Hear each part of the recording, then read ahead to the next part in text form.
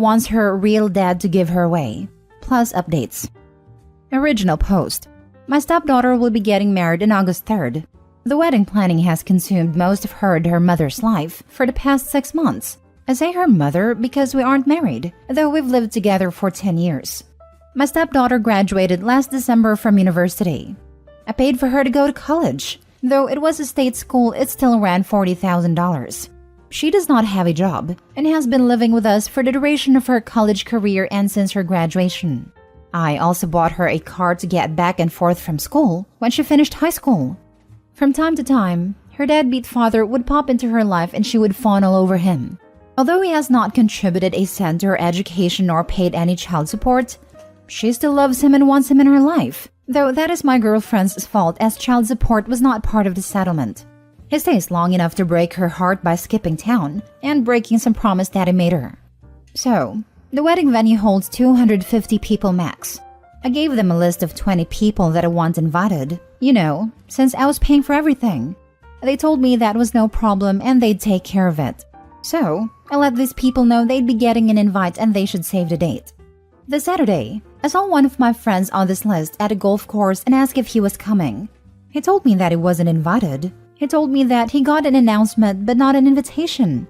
He had it in his backseat, along with probably 6 months of mail, and showed it to me. Sure enough, it was just an announcement, and my name was nowhere on it. It had her dad's name and her mom's name, and not mine. This led to a pretty big fight with my girlfriend, as I found out that none of my list of 20 made a cut for the final guest list, because 250 people is very tight. I was angry, but not a hell of a lot I could do, because the important people in my life had already been offended.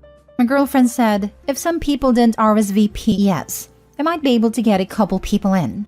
But that is an ultimate slap in the face in my opinion. So, I was boiling on Saturday. Yesterday, we had a Sunday dinner with the future in-laws family and us, and a surprise guest, the real dad. At this little dinner, my stepdaughter announced that her real dad was going to be able to make it to her wedding, and that now he'd be able to give her away. This was greeted with a chorus of, "Oh, how great," and "how wonderfuls." I don't think I ever felt so angry and so disrespected. I was shaking. I took a few seconds to gather my composure, because I honestly wasn't sure if I would cry or start throwing punches or both. Once I was sure I'd be able to speak, I got up from my chair and said I'd like to make a toast. I can't remember exactly what I said, but the gist of it was this: I'd like to make a toast. The sound of spoons against glasses ring in my ears. It has been my great pleasure to be part of this family for the past 10 years. Aw, how sweet. At this point in my life, I feel I owe a debt of gratitude to bride and groom, because they have opened my eyes to something very important. Confident smiles exchanged. They have showed me that my position in this family is not what I once thought it was. And now a glimmer of confusion and shock begins to spread on the faces in the room. Though I once thought of myself as the patriarch or godfather of the family, commanding great respect and sought out for help in times of need, it seems instead that I hold the position of an ATM. Good for a stream of money, but not much else.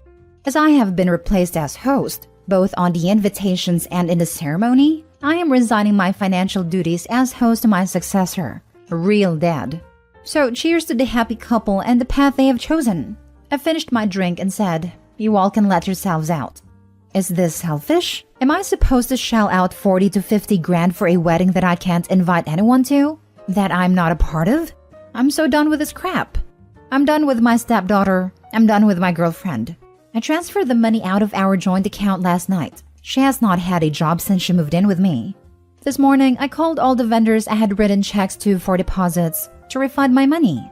At present, it looks like I'll lose around $1,500 for the venue, but the other vendors have been great about refunding. Now for the top comments before reading the updates.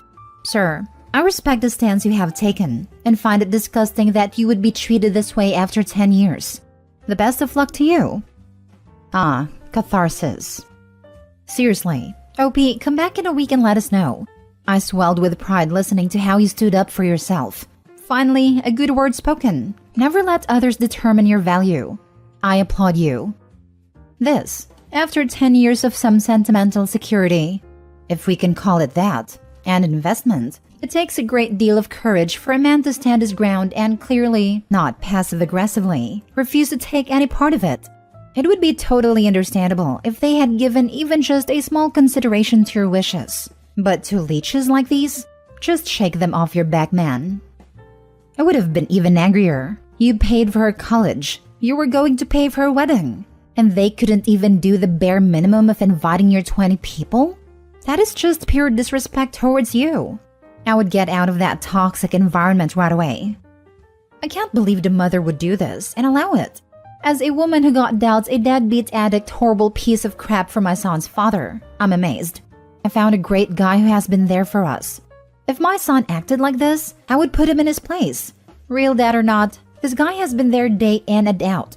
She could have even opted for both of them to walk her down the aisle.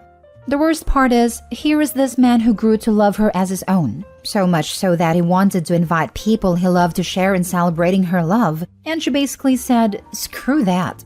Didn't even tell him, just hid it behind his back. You handled that beautifully. I'm a young woman with both a real dad and stepdad in my life that I love very much. I've often wondered which would walk me down the aisle. My two dads hate each other, so I worry about offending the other. Would you have felt better if she asked the both of you to walk her down the aisle? As in one dad on each arm? Your situation is probably different than ours. If real dad has contributed time and money to raising you throughout your life, has shared in alleviating the anguish that is bringing up a teenage girl rather than contributing to it, then you should be fine. Ask them both to meet you. Ask them both to do it as a favor to you. No man could refuse that. Very true. Sometimes you have to put your differences aside for the sake of someone else's happiness. My sister and I have a very similar situation. Our real dad has never paid for a single thing and has hardly been in our lives at all.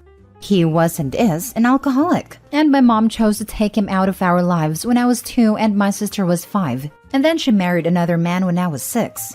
Our last names were switched to his last name, and when my mom and stepdad got divorced when I was 12, he paid child support for us until 18. We've been calling him dad since I was 5, and consider him our dad, even though since I was 13 we started seeing our real father a couple times a year. We call them both dad. To clarify to each other which dad we are talking about, we say dad 1 or dad 2. Anyways, I would 100% get my stepdad to walk me down the aisle, even though I know this would hurt my biological dad. My stepdad is the one who has taken care of me, and is the one who deserves to give me away. My sister, on the other hand, would get my biological dad to give her away, I believe. Maybe even get them both to give her away like Opie suggested. But I think you have every right to be angry as they're unappreciative and taking advantage of you. Your stepdaughter sounds like a spoiled brat who has kept her biological dad on a pedestal no matter how lame of a father he has been. And your girlfriend is ridiculous. If I try that crap, my mom would lose it on me for being so ungrateful. And they're not just being ungrateful for financial stability, it's the stability of a family, and father, that's important too. You did the right thing withdrawing your financial help to this wedding, if these two women are really the selfish. Now for the first update.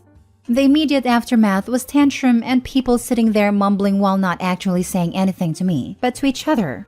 After much yelling with a girlfriend about me being selfish, I spent the night in my home office and no one knocked on my door. Not once. Today's aftermath is kind of depressing for me. Girlfriend brought me the bride's wedding planner to show me how much work I was ruining. I thumbed through it and found a page in the music section for father-daughter dances.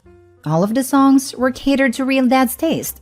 So I thought they were just being disrespectful, but now I'm feeling like they never really gave a crap at all, especially since the menu included 2 ingredients I'm allergic to. That actually made me laugh. Either way, I'm glad to be done. Return the planner and ask her when she and bride could move out. Also, I never promised to pay for the wedding. I offered them the use of my home when they were sure it was going to be small, but other than that, all I've heard is how it's the bride's family that should pay. So, let it be the bride's family then, aka not me. Final update a week later. Girlfriend and bride are now moved out. They're moving in with the groom. It was very hard not to be petty with some of the belongings they took with them, but it's done. And I switched out the locks and now it's time for a brew.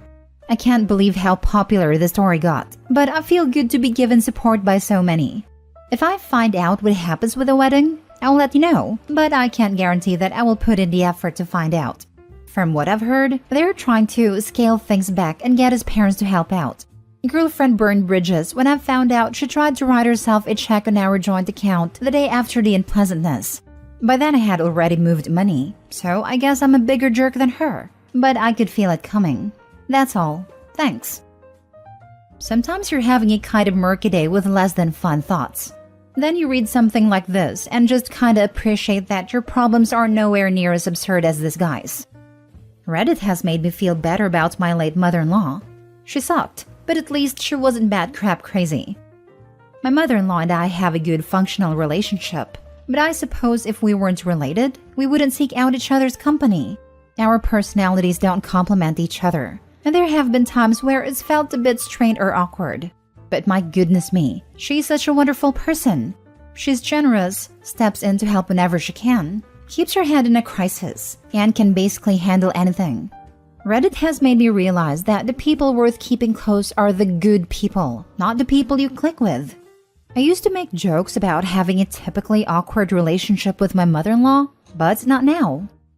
I bet the parents of the groom are on his case to not marry into such a messy and toxic family. This was my thought too. How is groom's family reacting? Like, do they want him to bail, or were they in on the fleecing? I'd say at least two options. Either they're trying to tell groom to bail and refusing to add money to the wedding, or they're cursing OP along with ex-girlfriend and bride, then trying to mooch off someone else. There was a post like this where the biological dad paid for the wedding, and then the daughter said that she wanted the stepdad, the guy the mother cheated on bio dad with, to walk her down the aisle. And then the bio dad cut the daughter off and didn't even speak to her even when he was dying, saying his last words. It was her mom's idea too, and then she wouldn't listen when literally everyone, aside from mom and stepdad, told her what a horrible idea that would be, and she should let bio dad do it. I still think mom secretly wanted a final FU to deny him the one singular honor he'd been looking forward to for 24 years. She got that, and then apparently just watched as her daughter tore herself to pieces, with regret over the irreparable damage that had been done. Last story. How to tell my female 35, family and friends that my partner male 42 doesn't owe them anything just because he's rich. My partner, not married, is generally considered rich. He's a good person, with a good career and is a good caretaker. He loves and helps his family any way he can. He's a good father, even a good ex-husband to his ex-wife. We met when he was going through some dark times. I helped him get through many things and overcome some dark behaviors. For this reason, he feels thankful to me. So he spoils me, not only with love but with things too. For instance, I had a really bad accident. So he bought me a 6-figure car, which I didn't ask for, but he did it anyway. He takes me on trips 3 times a year, one with his family, one with friends, and one just the two of us. He spends money on cars, technology, and travels. But that's about it. We don't go to fancy places. We don't buy expensive jewelry or wear designer clothes. This is where my problem starts. My mom suddenly stopped working and asked me to pay for her car while she looked for a job. This was 2 years ago. She stopped working and I'm stuck with her car note. My siblings expect me to pay for their kids' parties because I can afford it because my partner is rich. My friend and I went to a concert and I paid for the tickets, and she was supposed to Venmo me for a ticket. But she didn't because I don't need the money. During a house party, some friends asked me to buy the good liquor just because I can, and got upset when I didn't. Siblings expect me to pay when we go out to eat, and don't even offer to pay. They tell me what they want for Christmas, things that I don't even have, like an LV bag. And the things I need to buy for my nieces and nephews for Christmas? Expensive things. How can I tell everyone to just stop expecting me to use my partner's money to buy them stuff? As I said before, we're actually very frugal when it comes to everything else. Tell them point blank, and stop spending time with people who take advantage of you. It's going to be an uphill battle, since you've let them treat you like this. If someone asks you for a bag, either ignore them or ask them point blank why they're asking for a bag, or ask them for something at a similar price point. You're almost certainly going to lose friends over this. If they ask for an LV bag, buy them a knockoff. Your family and friends have a lot of nerve putting expectations on you when you're not even married to your partner. But we teach people how to treat us. It sounds like your partner is a kind and generous man. Would this be easier for you if you remind yourself that you're not being kind to him by removing his ability to decide how to spend his money? Realistically, it's going to be hard to draw these boundaries at first. You may want to enlist your partner to back you up. Not to blame you for not letting you spend the money, which would be unfair to him, but to say things like, "We've been trying to keep to a budget for gifts," or "We've been examining our financial priorities, and we're cutting back on dining out." Just consistent messaging. The phrase, "Sorry, it's not in the budget," may be your friend. It doesn't imply that you don't have the money, just that you've chosen to allocate your funds in other ways. I would do a combination of things. 1. Set boundaries and expectations for things like gifts up front. What would the kids like for Christmas? I'm budgeting X dollar per child and Y dollar for adults this year. If you're going out to meal with your siblings, don't agree to go to expensive places and ask for separate checks up front or ask your sibling to pay and send them the money. Don't agree to pay for things like parties. There will probably be an extinction burst where they ask you for even more stuff to see what they can get you to take on. But if you hold firm, they will eventually stop asking. 2. For your mom and her car payment. Well, depending on your relationship with her and her ability to work, you may either be stuck paying off the car and then never agreeing to take on an expense like that again, or having a frank conversation with her about what her plans are for resuming work and taking the payment over again. It sounds like your mom has decided that you're her retirement plan, so you may also need to do some thinking about how you're going to manage that. If you want, you can redirect the money for expensive gifts and stuff into educational funds for the kids in your family, so that you're still using your resources to benefit the family, but you're not setting expectations for material goods. And let's face it, they're going to come to you when it's time for college anyway. Might as well get ahead of it. Thank you for your comment. You have great ideas. I'm going to start telling them I have a budget for everything. Christmas, birthdays, etc. You're right. My mom thinks I'm her retirement fund. She's always mentioned it since I was little. She would say things like, I need to save money to buy her house when she's old. But now, she's using me to pay for a car. The car is in my name because she doesn't have good credit, so I guess I'm stuck with it unless she finds a job. But that's the last time I use my credit to help her buy anything.